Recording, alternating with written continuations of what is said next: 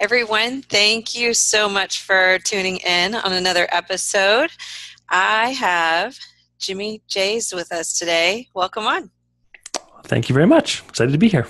Awesome. Can you tell us a little bit about you? So I am the creator of Meetup Marketer and the owner of jimmiejays.com. And I've been inside of network marketing myself. I've been fortunate enough to, it's been 11 years now that I've been job free as a result of network marketing. So super grateful for the industry.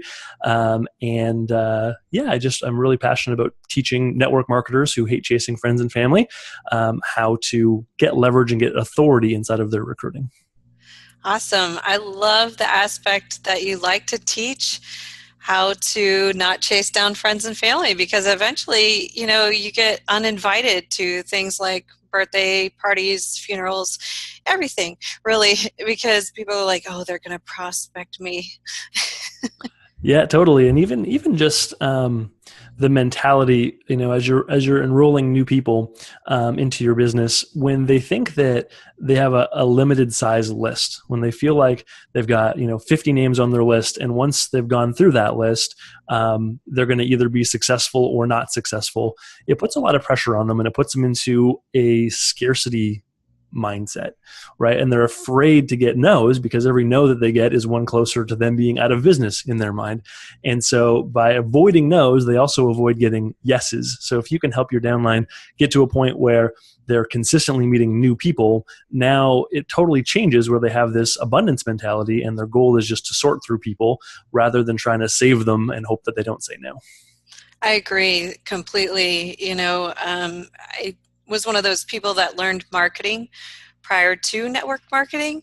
And so I have a little different perspective. I know how marketers do it, and they, attract through attraction marketing people who are interested in what they are promoting and develop a different sort of list, just to kind of house that list in a different spot, and like through email marketing, and then kind of slowly nurture those people, because everyone's buying time is different depending on what's going on in their life.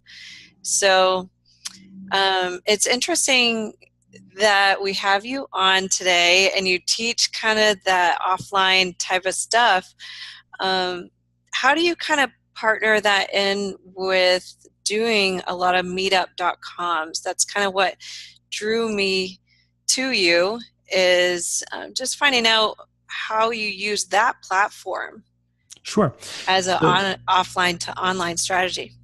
Yeah, so Meetup, for those viewers who aren't sure what Meetup is, it's a social media platform similar to Facebook or anything like that. The difference is that it's dedicated to helping you do more of what you love and meet more people in your city. So there is two different ways that you can use Meetup. One way is by being a member on Meetup, which is free, and the other way is by being what's called a Meetup organizer. And so when you go onto meetup.com, you can just type in some different topics or different interests that you have when you create your account. And if you went on there and said, hey, I'm interested in, losing weight, and I'm interested in yoga, and I'm interested in, online marketing or business or dog walking, whatever you want, what happens is Meetup will then introduce you to local groups inside of your city that are doing activities locally to you that are in line with that. So it makes it a really great place to prospect from, because you're not just meeting random people, you're meeting very targeted people. So if I was in a weight loss network marketing company, I could literally go in and type in yoga, weight loss challenge, fitness, jogging, hiking, anything you want. And you can find a bunch of groups that are filled with people who already want to lose weight, which is pretty awesome if you're in a weight loss business. If you're in any company, that has a money-making component to it, you could go in and, check off home business, work from home, stay-at-home moms, work from home moms, entrepreneurship, marketing. So you can go through there and literally click any of these topics that are interesting to you, and it's going to link you up with other groups that are kind of like-minded. So that's how you be a member on Meetup. That's free to do, and you can find some local groups. And being an organizer is a paid thing. It's $20 a month. But as an organizer, you create the group and now people are being attracted to you and they're joining your group. So those are kind of the two different ways that you can use Meetup, and it's really a way of meeting people online and then taking the relationship offline where you can meet in person and build a local team. That sounds awesome. It sounds like with the hyper-targeted members in there that are there already and they're sort of seeking out what you have, the first option is to just join a group like that and go to some of those meetups, and then you would hope to network and have some of those conversations, and they would then find out what it is that you have, it sounds like. Yeah. So for the listeners that are on the line that have a marketing background like you do, which is, I don't know how many of them are. I know for me, I've gone to countless network marketing trainings, and whether you call it network marketing or multi-level marketing or relationship marketing, the one word that's always consistent is marketing, and yet we don't learn marketing ever, which is pretty interesting. This is a marketing conversation, how to get people to come to you. So if you're a marketer on the line, and you already know how to do this, think about Meetup as your actual event being what's called being your lead magnet. So it's a thing that you give away for free in exchange to get somebody's contact info and to build some goodwill with them. And then from there, that's where you continue the relationship and talk to them about your business. If you're not an online marketer, think about it this way. Normally, the way that network marketing works is you're supposed to go basically from friend to customer or business partner. That's literally the reason network marketing was created, was because that path is the path of least resistance. And that works great until you run out of friends and family to talk to. And at that point, now you have to go from stranger to business partner or customer. And that process just is very awkward, unless you're one of the 1% of people that is, got the gift of the gab, or for whatever reason you can do that. But for the majority of people, it's a lot simpler conversation for you to think about trying to go from stranger to friend, and then from friend to business partner or customer. So just break it down to 2 steps in your mind. The first step is to literally just make friends. Then after that is show your friends your business. And then after that is stay friends whether they join you or not. It's a really simple formula for network marketing.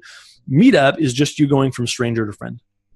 That's it. It's just a really simple way for you to meet people that you already have something in common with, who you could be friends with. And then once you've developed that friendship, then from there you can introduce them to your business. And some of them will be customers, some of them will be business partners with you, and some of them will do neither. And you can just stay friends. And once you've got a systematic way to do that, now all of a sudden your business is in your control. It's not just hoping your downline does some stuff or hoping that you recruit the one person that's a superstar. You literally have a predictable path to growing your business. I think that's great because you can, meet a lot of different types of people and slowly nurture those relationships. I would think that pulling the trigger too soon and trying to introduce them into your opportunity or product too soon is the equivalent online of spamming them. Yep. So did you have any particular number of times that you would see them first, or you just kind of played out the relationship on their interest level? Yeah. So I'll kind of give you the beginner version of that and then the advanced. So the beginner answer to that is once you feel like you're friends. So maybe you hit it off and it's after, one conversation and you're like, you know what, we're friends, we hit it off, and they have some sort of a need that they've expressed. I'm going to go ahead and show this to them. And maybe it takes 5 times. So just use your intuition about, when that time comes. The advanced answer is that the gold standard that you can get in marketing, whether it's network marketing or anything, is when somebody else expresses a problem to you and is looking for a solution, right? If you're out there and you're saying, if I see somebody, I'm like, hey, listen, you need to lose weight, you should take my product, right? That's pushy, aggressive marketing that people want to get away from. Yes. Whereas if somebody comes up to you and they're like, hey, I want to lose 20 pounds in the next 30 days and I've tried everything, do you know something that works? And then you were to go ahead and say, oh yeah, well, I've done this and I've lost 20 pounds myself.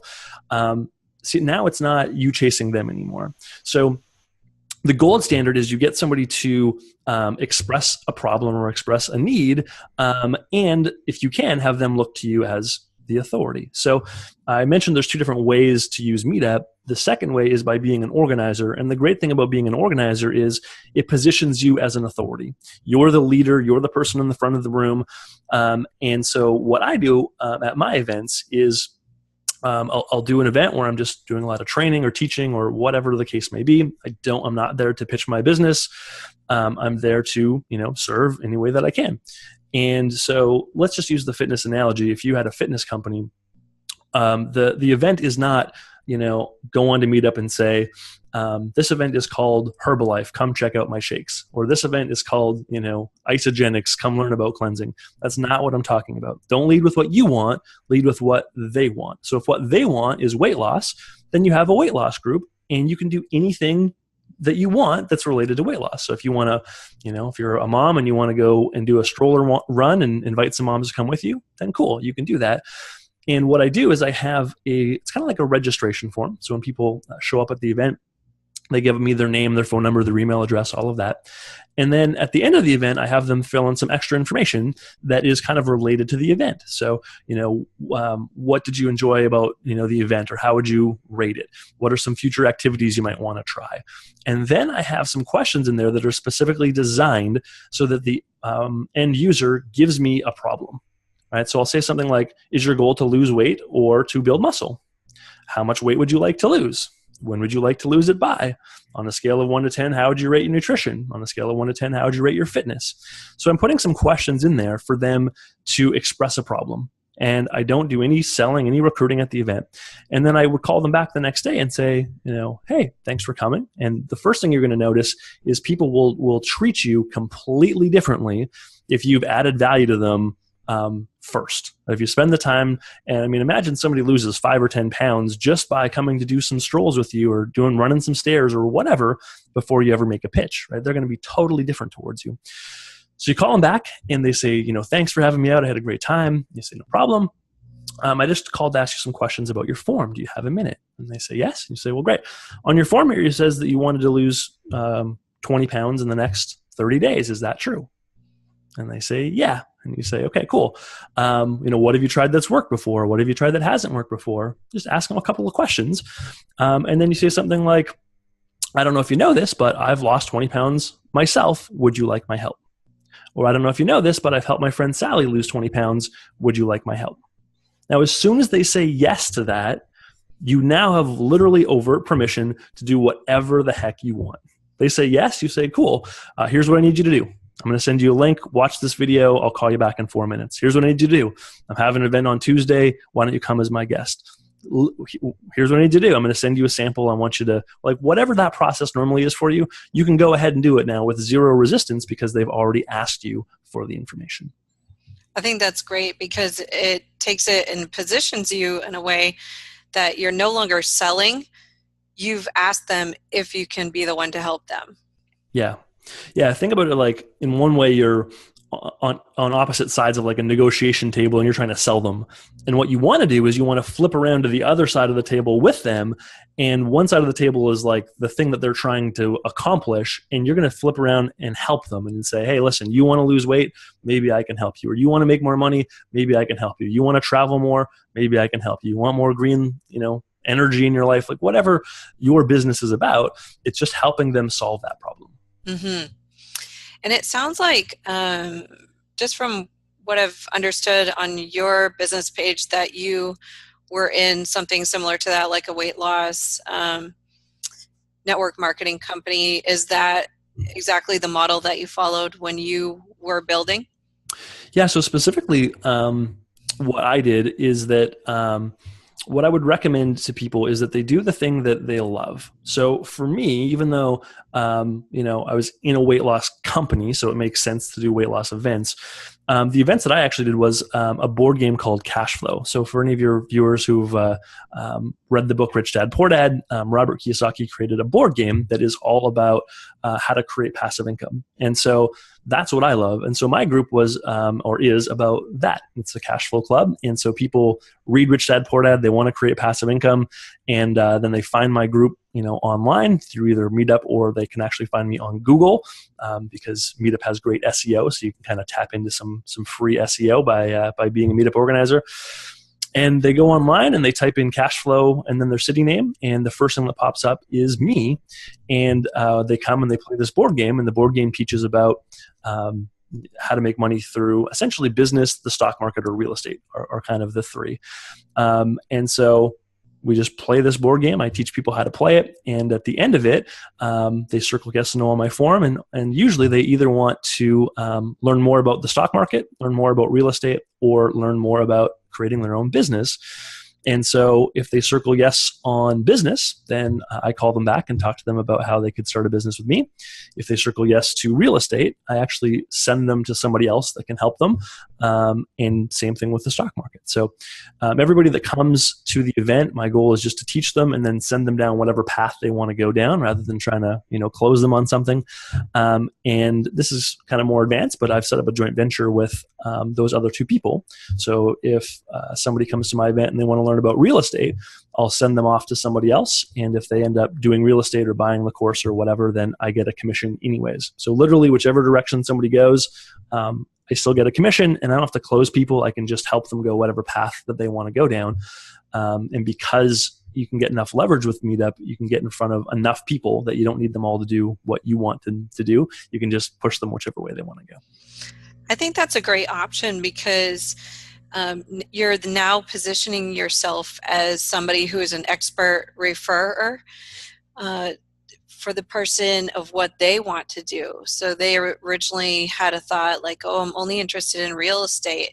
And if you had like 80% of your group interested in real estate, you'd be like, oh, I missed out. Next time I hope it's 80% interested in their own business or something like that. So you've positioned it that no matter what it is that they're looking for, you have the answer to it, and have made it so you can still be profitable no matter which of the three options they choose. Exactly. And just to go back, for those listeners who aren't sure what SEO is, you kind of inadvertently do know what SEO is, because if you go to Google and you type in how to find blue shoes, then you're looking for the first page of Google Answers. And by titling your meetup.com group to what people are searching for, then they have a better chance of finding you. So if you think about your opportunity and what problem you solve for people, if you just think about like what you would go to Google and type in to find that, then that's what you would put in. Yeah, if somebody lived in Austin and they typed in weight loss Austin, imagine if the first thing that popped up on Google was your Meetup group, and they could instantly go there and attend one of your free events, and then from there you could introduce them to your product or your service. That sounds great. How do you have, or do you have people come back to your Meetup after you've referred them out to one of the three services that you do? Yeah, there's people that come, consistently back to the events that I host. And as long as you make your event a little bit different every time.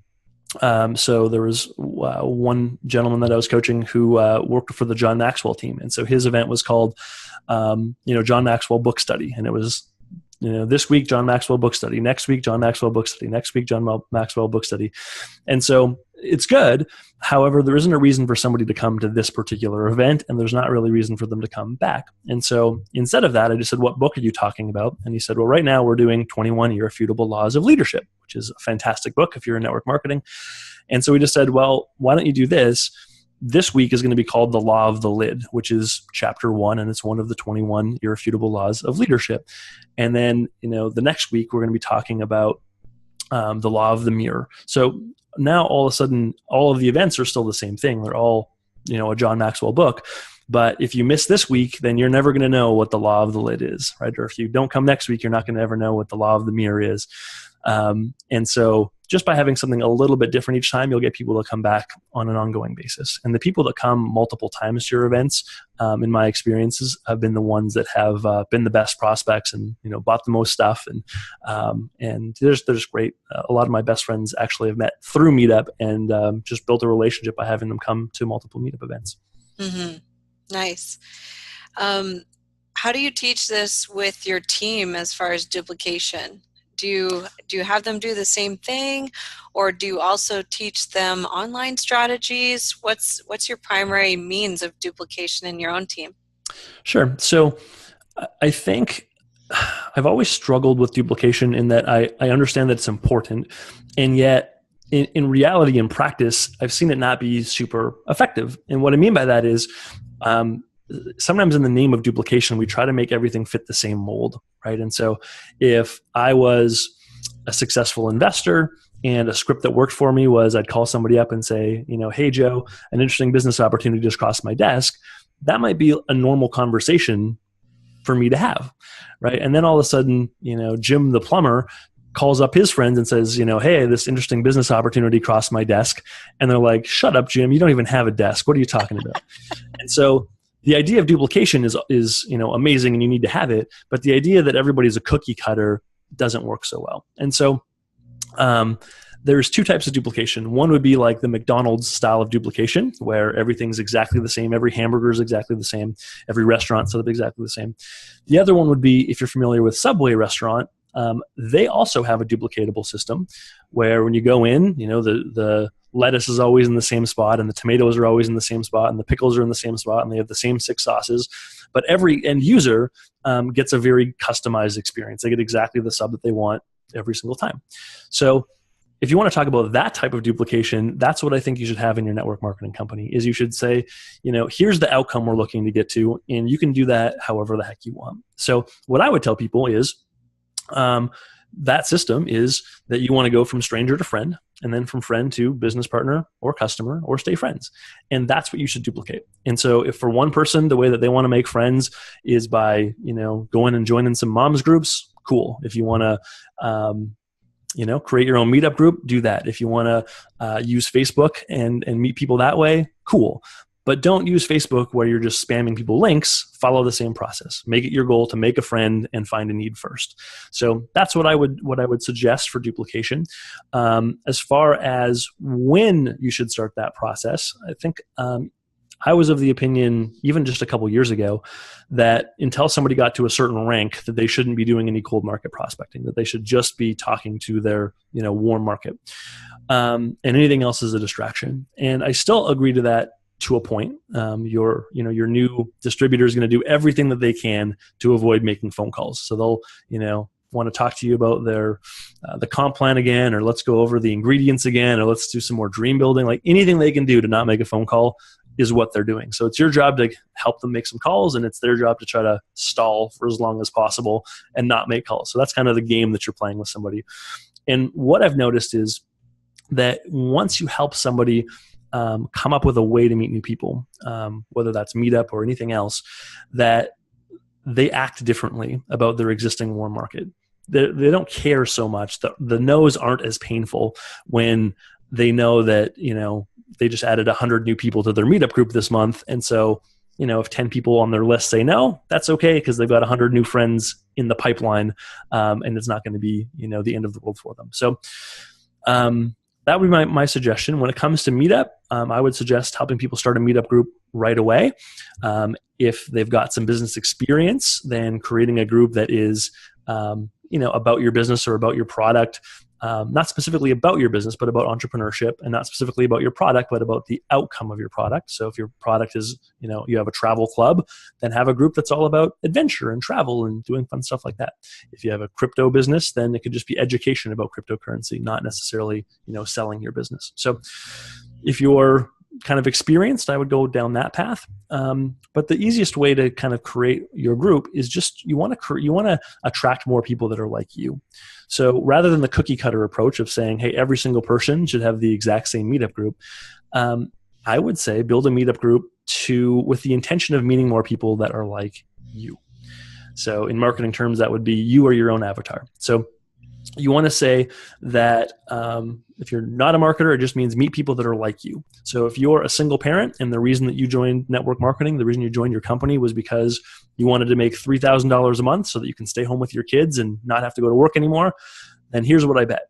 I bet that if you build a Meetup group that's got 2,000 other single parents in it that a percentage of those single parents will also want to stay home with their kids. If you got started in the business because, you're a baby boomer and, you want to have money to retire in 5 years from now or 10 years from now, and that's why you started your business, here's what I bet.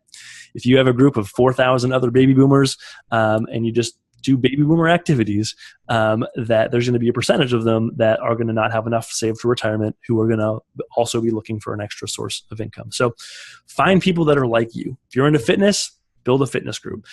Even if your company is, you sell essential oils and the thing that you're really into is travel. And the reason you joined your business was just because you wanted to make more money to travel. You don't have to make an essential oils business. You can have a travel group. And in your travel group, you just go and you do, fun travel style stuff, or you go have wine tastings, or just anything adventurous. That's the kind of key behind travel, just adventure. And then on your form, it might say something like, how many vacations did you take last year? How many vacations would you like to take every year? And then underneath that, it says, what stopped you from taking the amount of vacations you want, right? They say, last year I took 0 vacations and I'd like to take 5 a year. Well, now you've got a really great reason to call them back, and they've just expressed a problem to you. And it's probably that they don't have enough time or enough money. And every single person on the line here has a solution to time and money. So you call them back, and when they say, the reason I haven't gone on more vacations is because, I just don't make enough money. Now you can say, well, that used to be my problem too. Now I travel 5 times a year. Would you like my help? And you can introduce them what you do and how they could make some extra money to travel. So your group does not have to be about your business. It literally is just to meet more people that are like you, because the people that are like you are going to be the easiest people for you to go from stranger to friend with, and then you can go from friend to business partner or customer. Mm-hmm. Yeah, it sounds great. So as far as when you're coaching this to somebody that said, yes, I want your help, and they're getting started with you, one of the things that all network marketers want is more time freedom. So how do you teach that? Is it one-to-one calls with people getting started new in the business, or do you actually have something on the back end of your website where you're kind of allowing them to go through at their own pace? Like, how are you initially getting people started? So how am I helping my new people get started, or how am I finding and recruiting people myself? How are you helping people get started? New people. Yeah. So, if the path is really that you want to go from friend to business partner or customer, then the most natural place to start is on your warm market. So I'm not against warm market. I would still go ahead and talk to those people. The problem is, if that's your only plan. If your only plan is your warm market and you're dependent on that, then that's where you get stuck. So if somebody was brand new and getting started, I would say, here's what we need to do. We need to do 2 things. One of them is we need to move people from your friends list to friends to turning into customers or business partners, and be detached from the outcome. Right? It's not your job to convince them to be in or to convince them to be out. Your job, as my friend Mark Janewski says, is just to collect decisions. That's it. Just collect a yes or collect a no. That's your only job. So one thing we need to do is we need to take people from, friend to business owner or customer, and you've already got a list of friends. The second thing we need to do is we need to have a way for you to start meeting new friends on an ongoing basis. And the easiest path to that is Meetup. So let's find something that you enjoy. Find something that you're passionate about. Let's create a Meetup group today so that in, a month from now, 6 months from now, 3 months from now, whatever, once you've gone through your warm market, you're going to have a brand new list of people that you've now have created a relationship with. Mm-hmm. Yeah, that's powerful when you help them do what you're doing. It's leading by example. It's giving them a platform they never had. Is there anything else besides meetup.com that you recommend they do, like take different yoga classes or whatever they're passionate about, or even create like a Facebook group around the same thing? Or Sure. So there's something I teach called the recruiting quadrant. And if you've ever read the cash flow quadrant, you can just think of like a plus sign, I guess. And so there's 4 different quadrants. And on one axis, it says that you're either talking to people one at a time or one to many. So those are your only 2 choices. You're either prospecting one at a time or in groups. The other axis is that you're either chasing people or you've got authority positioning. right? So either you're chasing prospects or they're chasing you. It's the only two ways it can be. Mm-hmm. So in the bottom right quadrant, we've got what I call the grind, and that's where you're chasing prospects one at a time. And unfortunately, 99% of network marketing training is all just different ways of doing that, just different ways of chasing prospects one at a time. The next quadrant that we've got is what I call vendor, and that is where you're doing still the chasing positioning, but you're doing one to many. So maybe you go to a trade show and now there's 100 people that are there. You're still kind of chasing people a little bit, but at least there's groups of them. The next quadrant is the top right, and that one is what I call busy professional, and that's where you've got that authority positioning where people are chasing you, but you're back to one at a time. So this would be like if you got a really great referral and somebody was like, hey, Sally told me that you helped her with her retirement. Could you help me? Or Bob told me that you helped him lose 20 pounds. What package should I buy? So you're not chasing them, they're chasing you. Which is really good. But again, you're back to one at a time. Another example would be doing a three-way call. So if you're the upline and your downline edifies you properly and brings you on, now the prospect is looking up to you. They're excited to hear from you. You get treated with the respect that you deserve. You way higher closing rate. But again, it's back to one at a time. So that's the third quadrant. And the last one is called the star quadrant. And that's where you've got that authority positioning and you're recruiting people in groups. You're prospecting in bunches. And that really is the gold standard of where you should want to be. So if you wrote a best-selling book, for instance, right, there's going to be people coming to you and you're talking to groups all at once. If you're speaking from stage, same thing, right? You've got that authority positioning and you've got groups of people all at once who you're talking to. If you can do Facebook ads properly, you can do the same sort of a thing where you can create that authority positioning. So that's kind of the gold standard of where you want to be. Unfortunately, up until now, you've had to, write a best-selling book, which isn't easy to do. Or, Facebook ads, it's literally, I think I spend 14 grand a month on Facebook ads right now. So unless you've got a big amount of budget that you can put out there to be able to get people coming to you, it's not really an option.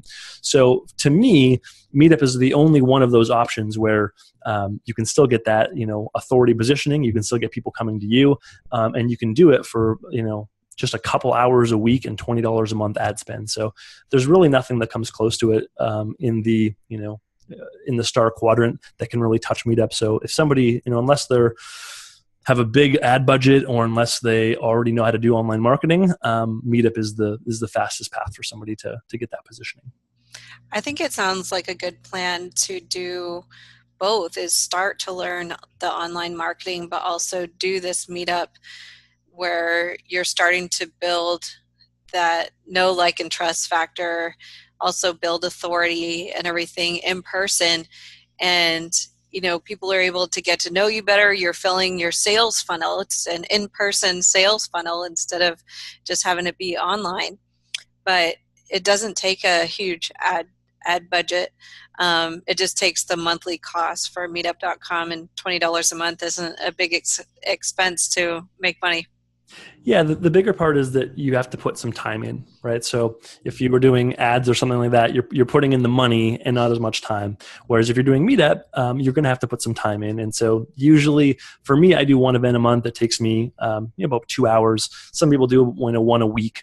But again, if you're getting in front of groups of people, if there's one person there, it takes you 2 hours. If there's 30 people there, it takes you 2 hours, but you get a lot better result. So that's really what you want, is you want to get that leverage factor. And I would add to what you said that Meetup is a great place to practice. For me, my first Meetup events were, 5 people, and I just did it in my house, and, we're in a library. So I was meeting people that way.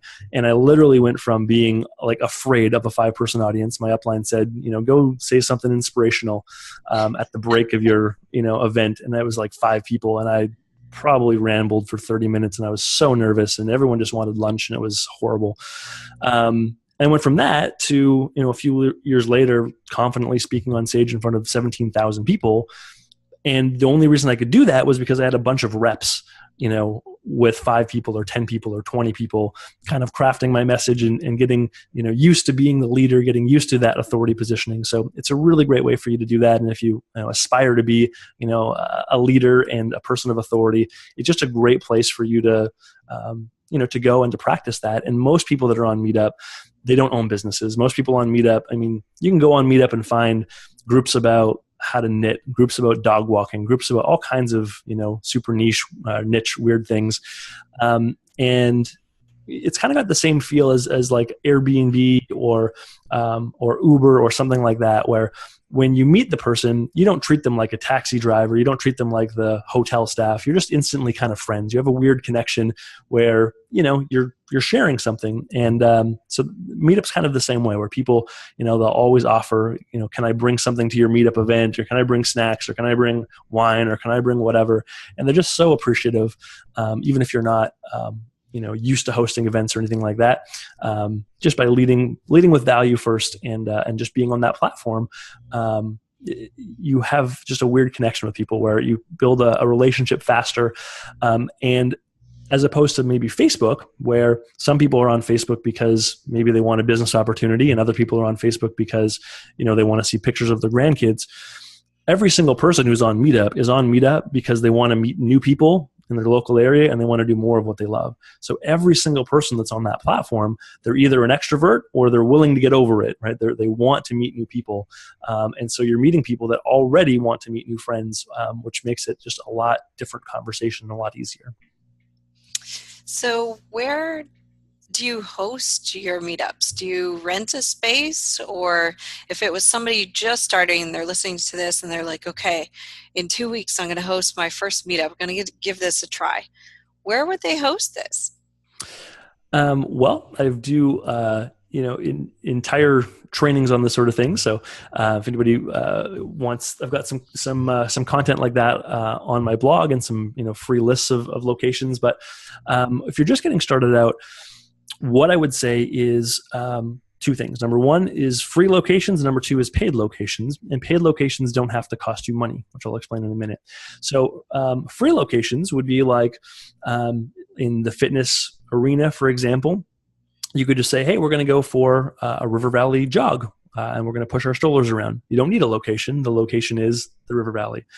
There's lots of free places. Sometimes there's restaurants that have, rooms at the back that are private that they'll let you use for free if you, order some food while you're there. There's libraries, lots of different places like that where you can get a free location. And then also, depending on what you're doing, as a fitness example, if you wanted to go to a yoga studio, for instance, if you call them up and you say, hey, I'm the organizer of Get Fit Mind, Body, and Soul, and we have 1,500 members, and we'd love to come and do yoga. Do you offer like a first time free or something like that? And a lot of times they'll say yes, and you'll say, great, I'd like to bring 30 people with me on this date. And we'll also give you some exposure in our group, so you're going to get 1,500 new eyes on your business. They're more than happy to do something like that with you. So there's that's kind of some of the ways that you get free locations.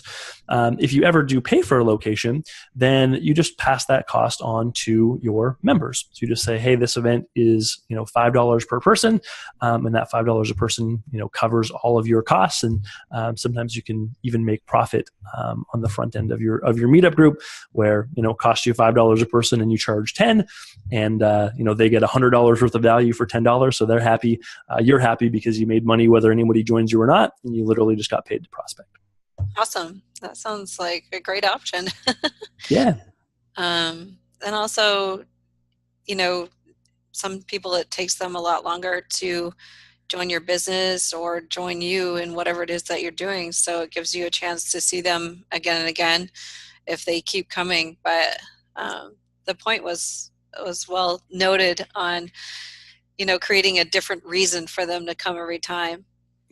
Yeah, and that's an excellent point. One of the hardest places to recruit somebody, especially if you get nervous at all when somebody asks what you do, or if you're kind of new to network marketing, or even if you've been around for a long time and you just don't like cold market prospecting, which I hate it, is the hardest person to prospect is somebody who you're never going to see again. Mm-hmm. Right? So if you see somebody and this is your only chance, there's so much pressure to say the right thing or do the right thing or get their phone number. Whereas if you're in a different situation where, let's say, you're talking to the Starbucks barista by your house, even if you don't bring something up to them, you're still going to be able to see them a second time or a third time or a fourth time. So you don't have to have all the pressure of doing the right thing the very first time. And so in that instance, you're probably in the grind quadrant where you're chasing people one at a time. So it's not the best, Starbucks baristas probably aren't the best, option there, but at least you're in a position where you're seeing the same person over and over. And with your Meetup group, as soon as somebody joins your group, you now have the ability to send them an email whenever you want. As soon as they come to your in-person event, now all of a sudden you have the ability where you've got their phone number as well, and you can call them whenever the heck you want. Not to mention the fact that if you just forget to call them or you don't do follow up, then you're probably going to see them at another event, and they'll just keep coming to event after event after event. You can build the relationship, and one of a case study that I have is my friend Mia. She has a group called Authentic Networkers, and she created her group. It's a networking group all about teaching people how to be authentic in their networking, and she just teaches all kinds of different stuff through her event. And she went about 6 months of just hosting events. And she said, Jimmie, I haven't prospected anybody yet. I built a bunch of relationships, but I haven't followed up properly.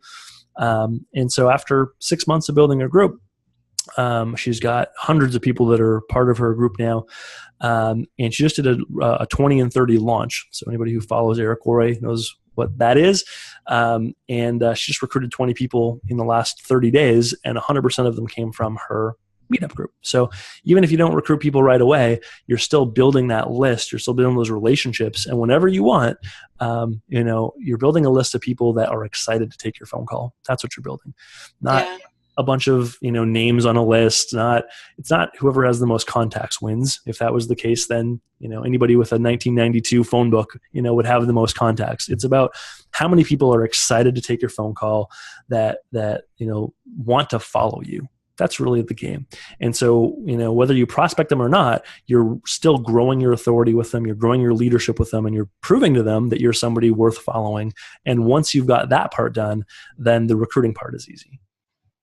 I think it's great to give that much value first, and then you're not going to have a need to, go out recruiting everywhere. It's just, even like your friend, she gave 6 months of just like true value.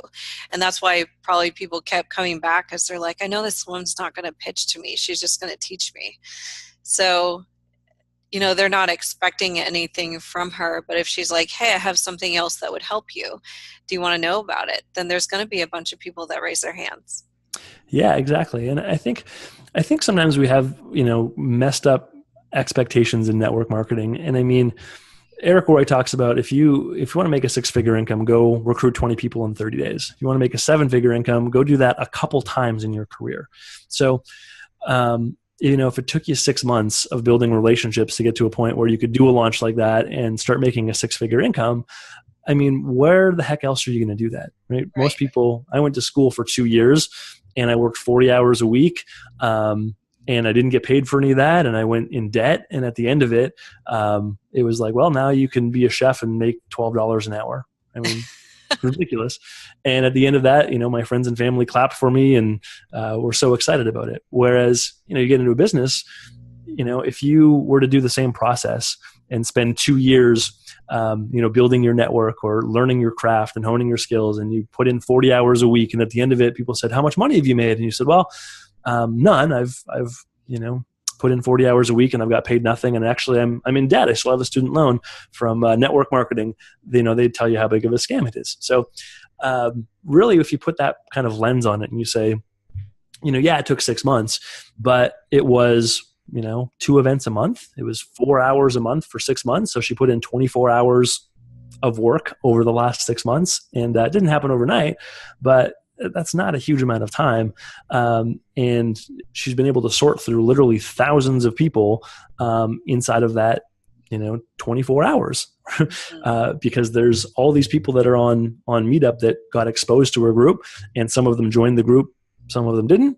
Then from there's a percentage of them that, that actually show up at the event. And then from there's people that circled yes on the form. And so every single one of those steps in her funnel is just disqualifying people. So she doesn't have to get a bunch of rejection and waste a bunch of time. And she was able to do all of that without a single phone call. It wasn't until people circled yes on her form that she actually physically reached out to them about what it is that she did.